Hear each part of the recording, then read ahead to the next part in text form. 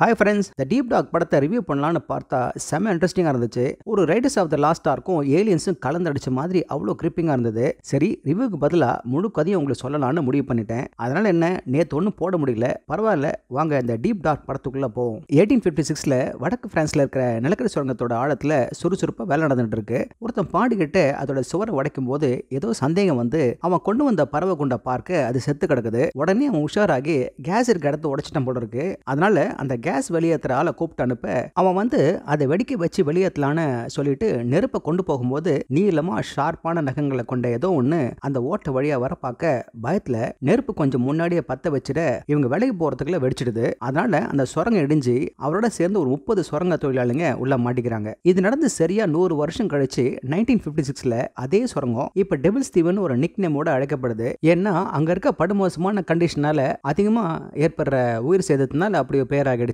அப்படி இருக்க அந்த சுரங்கத்து வேலைக்கு அமீர் என்ற மொரோக்கன் வறுமையினால அங்க வலுக்கட்டாம வேலைக்கு சேர்றான். அவன் ரோலண்டோட எக்ஸ்பீரியன்ஸ்டான டீமோட சேர்க்கப்படுறான். அந்த டீம்ல போலோ, மிக்வெல், சாண்டனி, லூயிஸ்னு இருக்காங்க. ஒரு வாரம் கழிச்சு ஒரு பெரிய இடத்து தொடர்போடு இருக்கிற ப்ரொஃபசர் பெர்த்தியர் அந்த சுரங்கத்தை மேலதிகாரி கிட்ட பணத்தை தள்ளிட்டு அந்த சுரங்கத்துல ஒரு 1000 அடி ஆழத்துல ஏதோ சில குறிப்பிட்ட சாம்பிள்ஸ் எடுக்கணும்னு வரான். அந்த மேலதிகாரி உடனே தன் நம்பிக்கையான ரோலண்டை கூப்பிட்டு, நமக்கு இதுல நல்ல பணம் இருக்கு, அதனால உனக்கு வேண்டியவங்களை கூப்பிட்டுக்கிட்டு அந்த ப்ரொஃபசருக்கு ஒரு குறிப்பிட்ட இடத்த தோண்டி சாம்பிள்ஸ் எடுக்கணுமா, அதனால அவர் அழைச்சிட்டு போய் வந்துருன்னு கேட்டுக்கிறான். ரோலண்டோ ரொம்ப ரிஸ்க் ஆச்சு, சரி பாத்துக்கலான்னு அவரோட டீமை அழைச்சிட்டு உள்ள இறங்குறான். வரலாறு திரும்பமா தன் டீமை வழி நடத்திட்டு போற ரோலண்ட் அந்த ஆழமான இருட்டு சுரங்கத்துல ஒரு பழமையான பயங்கரத்துக்கிட்ட சிக்கி கொள்வாங்களோன்னு நாம நினைக்க ஆரம்பிப்போம். நிலக்கரி சுரங்கத்துக்கு கீழே அந்த ப்ரொஃபசர் சொன்ன இடத்துல வெடி வைக்க ஒரு ஆழமான பள்ளம் உண்டாகுது. அத்தனை பேரும் உள்ள இறங்கின உடனே அந்த இடம் 100 வருஷங்களுக்கு முன்ன 30 பேர் சமாதி அடைஞ்ச இடம்னு தெரிஞ்சுக்கிறாங்க.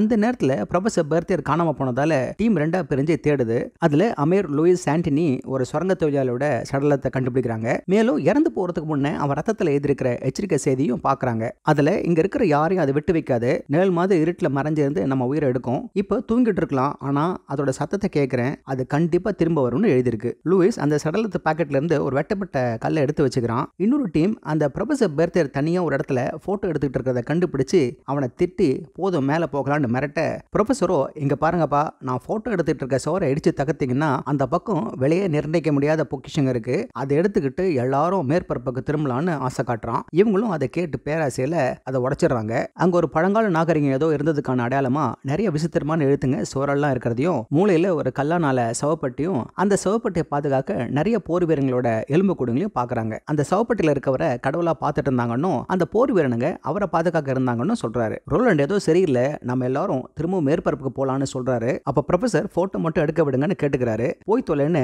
ரோலண்ட் சாண்டி இருக்க இடத்துக்கு வராரு. அங்க அவன் சுரங்கத்துல இருக்க குதிரை கடிவாளத்தை பிடிச்சிட்டு நிக்கிறான். திடீர்னு அது மிரண்டு ஓட அந்த அதிர்வுல அந்த சுரங்கத்துல மேலும் விரிசல் ஏற்பட்டு முட்டு கொடுத்திருந்தது சாண்டினி காலில் விழுந்து காயம் ஏற்பட்டு நடக்க முடியாம போறான். இவங்க உடைச்ச பாதையும் சரிஞ்சு மூடிக்குது. இப்போ இவங்க அத்தனை பேருமே உள்ள மாட்டிக்கிறாங்க. சரி, இந்த சத்தம் கேட்டு மத்த சுரங்க தொழிலாளருங்க உதவ வருவாங்கன்னு ரோலண்ட் சொல்லும் போது, போலோ நான் கடைசியா தானே வந்தேன், நான் யாரையுமே பார்க்கலன்னு சொல்றான். அப்பதான் இந்த ப்ரொஃபசர் இது ரகசியமா இருக்கணும்னு யாரும் இருக்க விடலன்னு தெரிஞ்சுக்கிட்டு அவங்களையும் அவங்க தான் காப்பாத்திக்கணும்னு ரோலண்ட் புரிஞ்சுக்கிறாரு. ரோலண்ட் அமீர், போலோ, லூயிஸை எங்கேயாவது கேப் இருக்கான்னு பார்த்துட்டு வாங்கன்னு அனுப்ப அவனுங்க அமீரை விட்டுட்டு போயிடுறானுங்க. சுரங்கத்துல அலைஞ்ச தெரிஞ்ச அமீர் கல்லறை இருக்க இடத்துல போலோவும் லூயிஸும் அதை திறக்க ட்ரை பண்றதை பார்க்கறான். அமீருக்கு லூயிஸ் இந்த சடலத்துக்கிட்ட இருந்து எடுத்த கல்லு ஞாபகம் வந்து அந்த கல் தான் சவப்பட்டுக்கான சாவின்னு தெரிஞ்சுக்கிட்டு அதை போட இவங்க அப்ப அந்த மேல் முடிய ஈஸியா தள்ளி திறந்துறாங்க. உள்ளுக்குள்ள இருந்த விலையுறந்த நவரத்தன கல்லுங்களை எடுத்துடுறாங்க. அமீர் அவங்க கிட்ட அப்படி எடுக்கிறது தப்பு, நிறுத்துங்கன்னு கெஞ்சுறான். ஆனா லூயிஸ் அவனை தாக்கி வாயை மூடிட்டு இருக்க சொல்றான். அவன் அடி தாங்காம அங்கிருந்து ஓடி போய் ஒரு இடத்துல உட்காந்து அடறான். போலோவும் லூயிஸும் சாண்டிக்கு கொடுக்கணும், அவன் அந்த உடஞ்ச காலை வச்சுக்கிட்டு ஒன்னும் பண்ண முடியாது பாவம்னு சொல்லிட்டு இருக்கும்போது அந்த கல்லறையில இருந்து நீளமான நகங்களோட ஒரு உயிரினை எழுந்துக்க இவங்க 2 பேரும் பயந்து போய் உயிரை கையில பிடிச்சிட்டு ஓட வழியில அமீரும் சேர எல்லாரும் ரோலண்ட் இருக்க இடத்துக்கு வந்துடுறாங்க. போலோவும் லூயிஸும் என்ன நடந்ததுன்னு சொல்ல, ப்ரொஃபசர் நீங்க அந்த கல்லறை திறக்கலையேன்னு கேட்க அவங்க பொய் சொல்ல, அப்ப சரியா போலோ கழுத்துல அந்த ஷார்ப்பா நகங்களோட இருக்கிற கை நெருக்கி அவனை இழுத்துட்டு போகுது. எல்லாரும் பின்னாடி அலறிட்டு துரத்திட்டு போறாங்க. அதுக்குள்ள அவனை சின்னவண்ணமாக்கி அந்த இடத்தையே ரத்த கிளறி ஆக்கிட்டு மறைஞ்சு போகுது. ரோலண்ட் இன்னும் 10 மணி நேரத்துக்கு யாரும் நம்மளை தேட மாட்டாங்க, அதுக்கு மேல நாம இங்க இருக்கிறது யாருக்கும் தெரியாது, போதுமான வெடிப்பொருளும் இல்ல. சரி ப்ரொஃபசர் இப்ப சொல்லு, இங்க வந்து போலவை இழுத்துட்டு போனதே அது என்னன்னு கேட்க, அவரு யாருக்குமே தெரியாத சமுதாயம் பல 100 வருஷங்களா வாழ்ந்து வந்திருக்காங்கன்னு, அவங்களோட பழமையா இருக்க உடனே அதுவும் இந்த பயங்கரத்தை கடவுளை நினைச்சு வழிபட்டு வந்தாங்க, அது அவங்கள பொறுத்தவரை சொர்க்கத்துல இருந்து வந்ததா நினைச்சிட்டு இருக்காங்க, அதை வழிபடுறதுக்கு சில பலிகளையும் கொடுத்தாங்கன்னு சொல்ல, அப்ப அமீர் இது கடவுள் எல்லாம் கிடையாது, இது அரக்கன்னு சொல்றான். ரோலண்ட் எது எப்படியோ நாம இங்க இருந்து போகணும்னு சொல்ல அமீர் எனக்கு வழி தெரியும்னு சொல்றான். அப்ப சாண்டினி அங்கே விட்டுட்டு வந்த ஞாபகம் வர அங்க ஓடி போறாங்க. அங்க சாண்டினி ஏதோ சத்தம் கேட்டு லைட் எடுக்க போக அது முடியாம ப்ரொஃபஸரோட கேமரா பிளாஷ் அடிச்சு பார்க்க அது அவனுக்கு தெரியுது. உடனே இன்னொரு பிளாஷை போட அதோட கோர முகம் கிட்ட தெரிய அதே சமயத்துல எல்லாரும் வந்து லைட் அடிக்கும் போது அது சாண்டியை பிடிச்சு வச்சிருக்கிறது தெளிவா தெரியுது. இவங்க உறைஞ்சு போய் கத்த கத்த அது சாண்டியோட வயத்தை கிழிச்சு போறது. இவங்க எல்லாரும் பாய சாண்டியை விட்டுட்டு மறைஞ்சு போகுது. சாண்டி மெதுவா தன் குடும்பம் குழந்தைன்னு முணுமுணுத்துட்டு இறந்து போறான். இனிமேல் ஒவ்வொரு நொடியும் டேஞ்சர் தான், எப்படியும் இன்னொரு வழி இருக்குன்னு அந்த இடத்தை விட்டு நகர்றாங்க. அமீருக்கும் கொஞ்சம் கொஞ்சமா அங்க இருக்க குறியீடுகளை பத்தி தெரிய அவனும் ப்ரொஃபஸருக்கு ஹெல்ப் பண்றான். போற வழியில அந்த ஜந்துவுக்கு மக்ரோத்துன்னு பெயர் இருக்கிறத தெரிஞ்சுக்கிறாங்க. மக்ரோத்துன்னா ஆன்மாக்களை திங்கிறவன்னு அர்த்தமா. ஒரு இடத்துல சூழல்லாம் ரத்தக்கரையா இருக்குன்னு பார்த்தா அங்க அந்த மிரண்டு ஓடின குதிரையும் அந்த ஜந்து காலி பண்ணி இருக்கிறத பாக்குறாங்க. அப்ப திடீர்னு அவங்க வந்த வழியை மூடிடுறான் ப்ரொஃபஸர். அமீர் ப்ரொஃபஸர் கூடயும் ரோலன் டீம் அந்த பக்கமும் மாட்டிக்கிறாங்க. ஏன் இப்படி பண்ணேன்னு கேட்டா அவங்க டீம் இருக்க நிலைமைக்கு நான் தான் காரணம்னு நினைக்கிறாங்க. அதனால நான் வழி காமிச்ச உடனே என்னை கொன்னுடுவாங்கன்னு சொல்றான். அமீர் அப்படி எல்லாம் பண்ண மாட்டாங்கன்னு சொல்றான். ப்ரொஃபஸர் சோத்துல இருக்கிறத பார்த்து இந்த ஜந்து தனியா இல்ல, இது போல 9 அரக்கனுங்க உலகத்தோட 4 மூலைகளும் சதுரி இருக்காங்க. இந்த 9 எழுந்த உடனே உலகத்தை ஆள போறாங்கன்னு இவங்களுக்கு எல்லாம் மேல இருக்கிற தலைவன் வரதுக்காக ப்ரிப்பேரா இருப்பாங்கன்னு எழுதி இருக்குதுன்னு சொல்றான். அதுக்கு மேல ஆளுங்களை பலி கொடுக்கறதுக்கு மேல இருந்து தள்ளி விடுற ஒரு சிமினி மாதிரி ஒரு இடமும் இருக்குன்னு சொல்றாரு. இந்த மக்ரோனத்துன்னு சொல்லப்பட்ட ஜந்துவை அவன் மாஸ்டரால தான் கொல்ல முடியும்னு வேற போட்டிருக்குன்னு பேசிட்டு இருக்கும் போதே அந்த குதிரையோட சவம் அசைய பார்த்தா அந்த ஜந்து குதிரையோட சடலத்துல இருந்து வெளியே வருது. அமீர் பயத்துல அந்த கல் கதவை தட்ட சரியா அந்த பக்கம் இருக்க ரோலன் திறக்க தப்பிச்சிடறான். ஆனா ப்ரொஃபசர் பெர்தேர் ஒன்ன மாதிரி ஜந்துவை பார்க்கறதுக்கு கொடுத்து வச்சிருக்கணும்னு ரசிக்க அதை அவரை கிழிச்சு கொள்ளுது. ரோலன் அது எப்ப வேணா அந்த அடப்பை தள்ளிட்டு வந்துடும், அதனால தப்பிக்கிற வழியை பார்ப்போம்னு சொல்றாரு. அப்ப லூயிஸ் ஏதோ சொல்ல அமீர் லூயிஸோட பையை செக் பண்ண சொல்றான். ரோலன் அந்த நவரத்தின கல்லை பார்த்துட்டு அப்ப நீ தான் எல்லாத்துக்கும் காரணமானு அவன் அறையிறாரு. சரி இந்த கல்லுங்களை இறந்தவங்களோட குடும்பங்களுக்கு கொடுக்கலான்னு சொல்றாரு. அப்ப லூயிஸ் முதல்ல இங்க இருந்து வெளியில போவோமான்னு பாருங்கன்னு சொல்ல அமீர் அந்த ப்ரொஃபசர் கிட்ட இருந்து எடுத்த புக்கை வச்சு வெளியே போயிடலான்னு சொல்லி அந்த இடத்தை விட்டு கிளம்புறாங்க. ஒரு இடத்துல சத்தம் கேக்குது.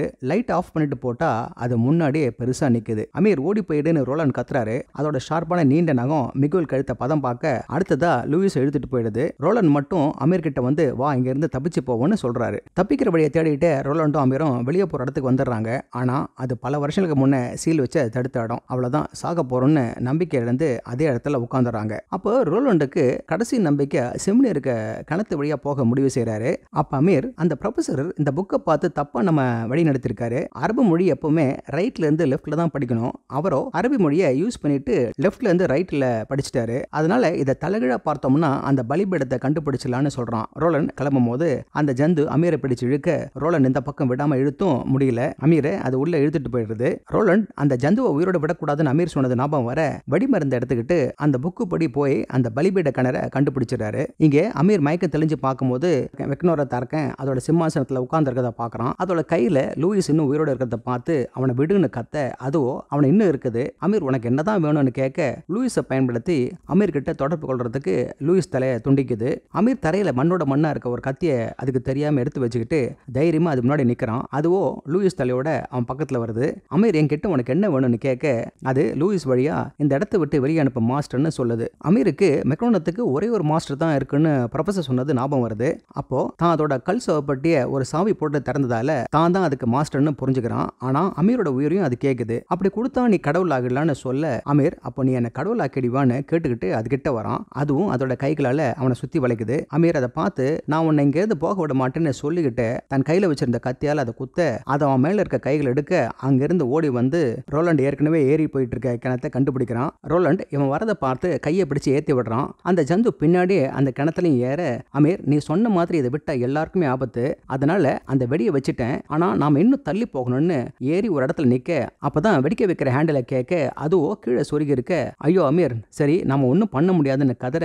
ஆனா அமீரோ ரோலண்ட் வேண்டாம் வேண்டாம்னு சொல்ல அந்த ஹேண்டில் எடுத்துட்டு வந்து கொடுத்துட்றான். ரோலண்ட் வெடிக்கிறதுக்கு ரெடி பண்ணிட்டு அந்த ஜந்துவை பார்த்து வா வான்னு வெறியோட கத்துறான். அது கிட்ட வர 2 பேரும் அந்த ஹேண்டில் மேல கையை வச்சு நம்மோட நண்பர்களுக்காகன்னு அந்த 2 வெடி மருந்தையும் வெடிக்க வச்சு அந்த அரக்கனை கொல்றதுக்கு தங்களையே பலி கொடுத்துட்றாங்க. இதோட இந்த கதை முடியுது. ஓகே ஃப்ரெண்ட்ஸ், இதே போல இன்னொரு சுவாரஸ்யமான படக்கதையோட சந்திக்கிறேன். இந்த கதை உங்களுக்கு பிடிச்சிருந்துச்சுன்னா உடனடியாக லைக் பண்ணுங்க, ஷேர் பண்ணுங்க. நன்றி.